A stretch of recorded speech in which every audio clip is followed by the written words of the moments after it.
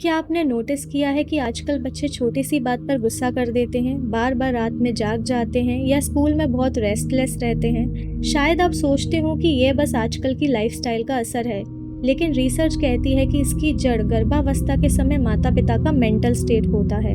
University of California ने 1000 pregnant women को पूरे 9 महीने ऑब्जर्व किया और पाया कि जिन मॉम्स का स्ट्रेस लेवल हाई था, उनके बच्चों में एग्रेशन और हाइपर एक्टिविटी 70% ज़्यादा पाई गई। यहाँ तक कि कई बच्चों को 3 साल की उम्र में ही बिहेवियरल थेरेपी लेनी पड़ी। एम्स दिल्ली की रिसर्च भी यही कहती है, जिन प्रेग्नेंट विमेन ने बार बार फैमिली फाइट्स देखे या लाउड न्यूज़ चैनल सुने, उनके बच्चों में स्पीच डिले और नाइट टेरर्स 2 गुना ज़्यादा पाए गए। रीज़न साइंस में क्लियर है। जब माँ स्ट्रेस में होती है तो उसका स्ट्रेस हार्मोन यानी कॉर्टिसोल प्लेसेंटा से होकर सीधे फीटस तक पहुँचता है। प्लेसेंटा वह ब्रिज है जो माँ और बच्चे को जोड़ता है और खून, ऑक्सीजन और पोषण बच्चे तक पहुँचाता है। कॉर्टिसोल की हाई मात्रा बच्चे के ब्रेन के इमोशनल सेंटर को प्रभावित करती है, जिससे एमिग्डाला अनयूजुअली बड़ा हो सकता है। एमिग्डाला ब्रेन का छोटा सा आलमंड शेप हिस्सा है जो फियर, एंगर और स्ट्रेस रिएक्शंस कंट्रोल करता है। इसका नतीजा बच्चा जन्म से ही ज़्यादा रिएक्टिव, चिड़चिड़ा और कभी-कभी वायलेंट बन सकता है।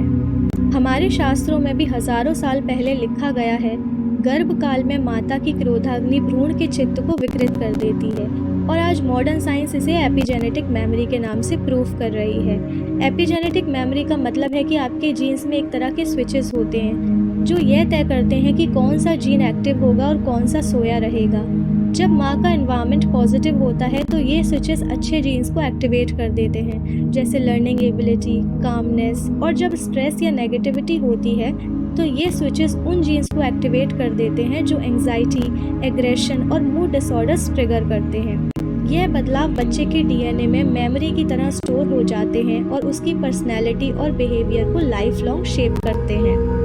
यही कारण है कि साइंटिस्ट ने पाया कि प्रीनेटल स्ट्रेस बच्चों में सिर्फ गुस्सा या रेस्टलेसनेस ही नहीं बढ़ाता, बल्कि न्यूरो डेवलपमेंटल डिसऑर्डर्स का खतरा भी बढ़ाता है।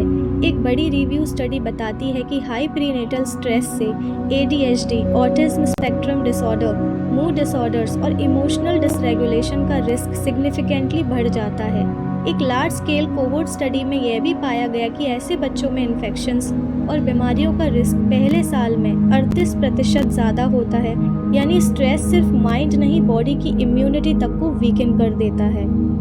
MRI स्टडीज़ ने तो यह तक प्रूव किया है कि माँ का साइकोलॉजिकल डिस्ट्रेस यानी एंग्जाइटी, डिप्रेशन फीटस के ब्रेन की फिजिकल स्ट्रक्चर को बदल देता है।